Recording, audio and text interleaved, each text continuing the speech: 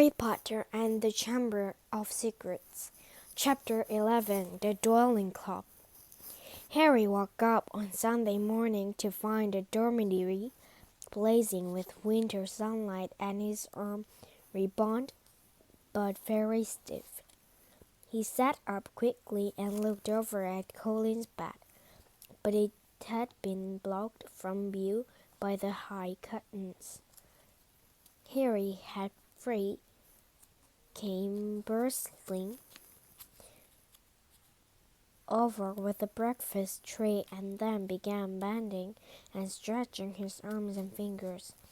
"All in order," she said as he clumsily fed himself porridge left-handed. "When you finish eating, you may leave." Harry dressed as quickly he could and hurried to the Gryffindor Tower, desperate to tell Ron and Hermione about Colin and Dobby, but they weren't there. Harry left to look for them, wondering where they could have gone to and feeling sadly hurt that they weren't interested whether he had his bones back or not. As Harry passed the library, Percy Weasley stormed out of it, looking in far better spirits than last time they'd met. "Oh, hello, Harry," he said. "Excellent flying yesterday. Really excellent. Gryffindor has just taken the lead of House Cubs. You earned 50 points. You haven't seen Ron or Hermione, have you?" said Harry. "No, I haven't," said Percy, his smiling fading. "I hope Ron's not in another girl's toilet." Harry forced a laugh, watched Percy walk away, and then headed straight to Moaning Model's bathroom. He couldn't see why Ron and Hermione would be in there again, but after making sure that neither Filch nor any Perfects were around, he opened the door and heard their voices coming from a locked stall. "It's me," he said, closing the door behind them. There was a clunk, a splash, and a gasp from within the stall, and she saw Hermione's eyes peering through the keyhole. "Harry," she said, "you have us such fright. Come in. How's your arm?" "Fine," said Harry, squeezing in the stall. An old cauldron was perched on the toilet, and a crackling down from under the rim told Harry that had lit a fire beneath it. Conjuring up portable waterproof fires was a specialty of Hermione's. We'd come to me too, but we decided to get started on the Polyjuice potion," Ron explained as Harry with difficulty locked the stall again. "We've decided this is the safest place to hide in." The stall Harry started to tell him about Colin, but Hermione interrupted. "We already know. We heard Professor McGonagall telling Professor Flitwick this morning. That's why we decided we'd better get going. The sooner we got the confessions out of Malfoy, the better," snapped Ron. "Do you know what I think? He was in such a foul temper after the Quidditch match. He took it out on Colin." "There's something else," said Harry, watching Hermione tearing bottles of Notgrass and throwing them into the potion.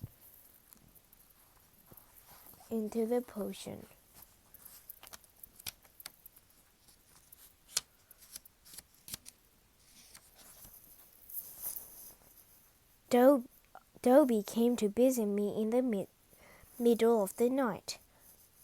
Ron and Hermione looked up, amazed. Harry told them everything Dobby had told him or hadn't told him. Hermione and Ron Ron listened with their mouths open. The Chamber of Secrets had been opened before, Hermione said. This settles it, said Ron in a triumphant voice. Lucius Malfoy must have opened the chamber when he was at school here, and now told dear old Draco how to do it. It's obvious which Dobby told you that kind of monsters in there. Though I want to know how come nobody noticed it sneaking around the school.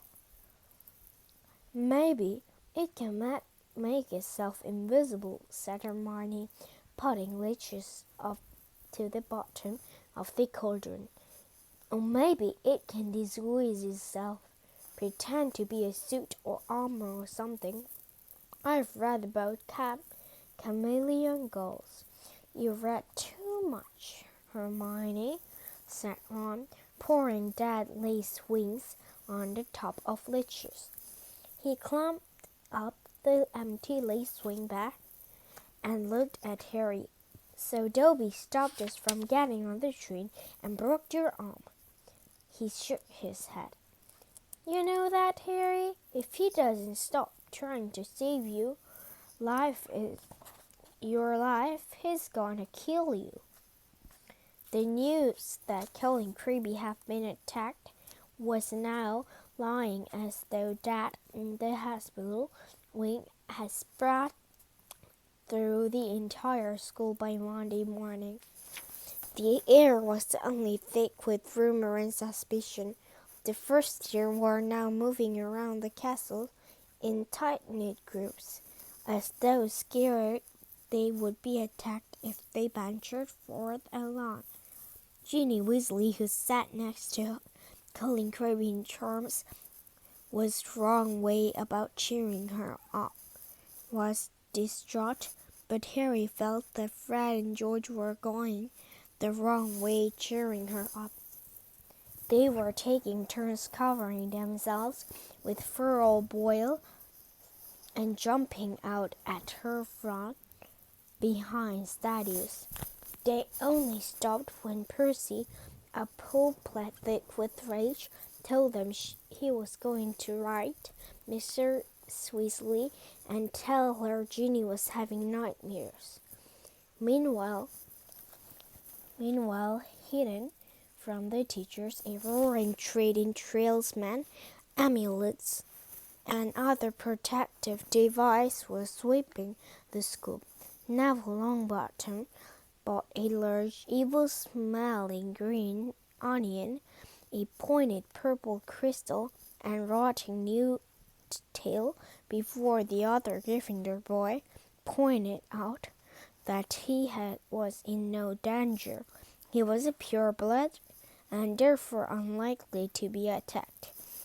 They went for Filch first, Neville said, his round face fearful, and everyone knows I'm almost a squeef. In the second week of December, Professor McGonagall came around, as usual, collecting names of those who would be staying at school for Christmas. Harry, Ron, and Hermione signed their list.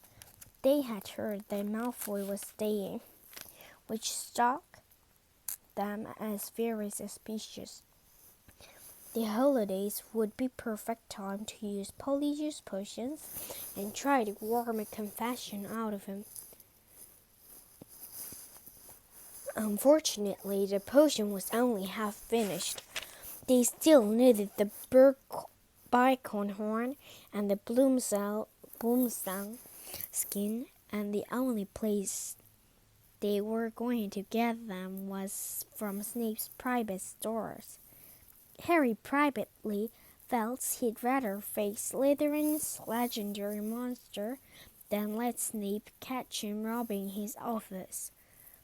What we need, said Hermione briskly, as Thursday afternoon's double potions lesson loomed nearer, is a diversion. Then one of us can sneak into Snape's office and take what we need." Harry and Ron looked at her nervously. "I think I'd better do the actual stealing," Hermione continued in a matter-of-fact tone. "You two will be expelled if you get into any more trouble. But I've got a clean record, so all you need to do is cause enough mayhem to keep Snape busy for 5 minutes or so." Harry smiled feebly. Deliberately causing mayhem in Snape's potion class was about as safe as poking a sleeping dragon in the eye. Potion lessons took place in the large dungeons. Thursday afternoon lesson proceeded in the usual way. 20 cauldrons stood steaming between the wooden desk on which stood brass scales and jars of ingredients. Snape powed through the fumes, making webbish remarks about the Gryffindors' work while the Slytherins snickered oppressively.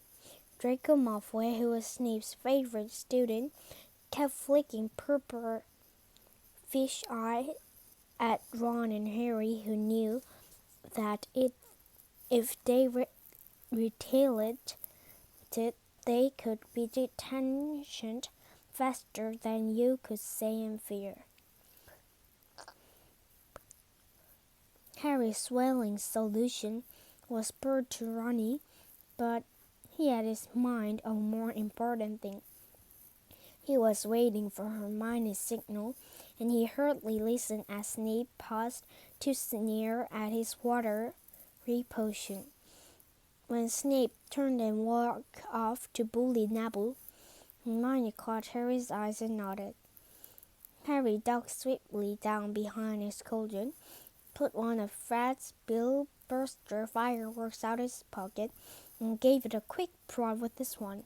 The firework began to fizz and sputter. Knowing he had only seconds, Harry straightened up, took aim, and robbed it into the air. It landed tight on targets in Gaule's cauldron.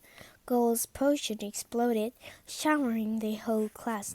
People shrieked as splashes of the swelling solution hit them. Malfoy got a pastebowl, and his nose began to swell like a balloon. Goyle blundered around, his hand over his eyes, which had explained to the size of dinner plate. Snape was trying to restore calm and find out what had happened. Through the confusion, Harry saw Hermione slip quietly into Snape's office. "Silence, silence!" Snape roared. "Anyone who has been splashed, come here for a defiling draught. When I find out who did this," Harry tried not to laugh as he watched Malfoy hurry forward, his head dropping like a weight off a nose like a small melon. As half of class lumbers to Snape's desk, some weighted down with arms like colts, others unable to talk through gigantic puffed-up lips. Harry saw Hermione slide back into dungeon, the front of her rows bulging. When everyone has taken a swig of antidote and the barrier swelling was subsided, Snape swept over the Gaule's cauldron and scooped out the twist bag remaining of the firework. There was a sudden hush. "If I ever find out who threw this," Snape whispered, "I shall make sure that person is expelled." Harry arranged his face into what he hoped was a puzzled expression. Snape was looking right at him, and the bell that rang 10 minutes later could not have been more welcome. "He knew it was me," Harry told Ron and Hermione as they hurried back to Morning Muggle's bedroom. "I could tell." Hermione threw the new ingredients into the cauldron and began to stir furiously. "It'll be ready in 2 weeks," she said happily. "Snape can't prove it was you," said Ron, resorting to Harry. "What can he do, knowing Snape's on foul?" said Harry as the potion frothed and bubbles.